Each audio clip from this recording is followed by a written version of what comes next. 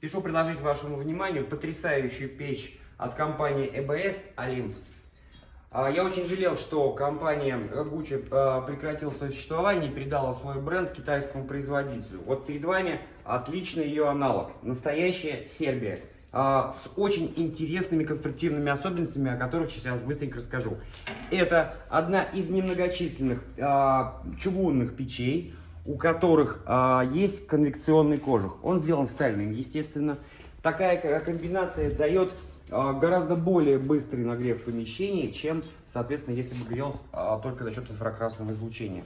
Дымоход расположен сзади, 120 мм. Надо сказать, что для печи мощностью 170 кубов это относительно небольшой дымоход.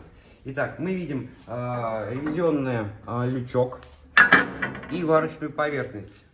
Они открываются с помощью вот такого приспособления, которое приходит в комплекте. Вот, подняв этот лючок, мы видим интересно сделанный отсекатель-дефлектор, который позволяет пламени завихряться и не сразу попадать в дымоход. Значит, также мы видим ограждение, благодаря которому человек не рискует обжечься, прислонившись к случайных печей.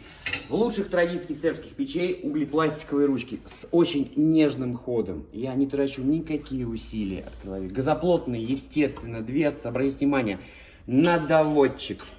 Я отпускаю, и, о чудо, она закрывается. Дальше, ограничитель дров, дожиг печных газов, дополнительная футировка, полноценный чугунный колосник во всю площадь дна топки. Верхняя подача воздуха. Работает как система чистое стекло и предусматривает возможность подового горения. Стандартная подача воздуха снизу, очень легкий вертушок. Также газоплотная, естественно, дверца.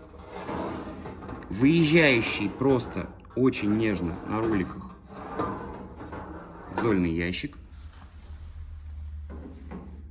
И вот такой вот дополнительный, видимо, для каких-то вещей, связанных, может быть, для посуды, еще для чего-то. Но в любом случае обеспечивает дополнительную защиту пола от термической нагрузки вместо обычной принятой у нас арки под дрова.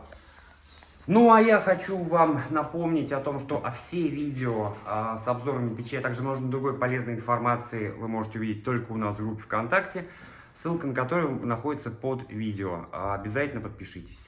Всего вам доброго.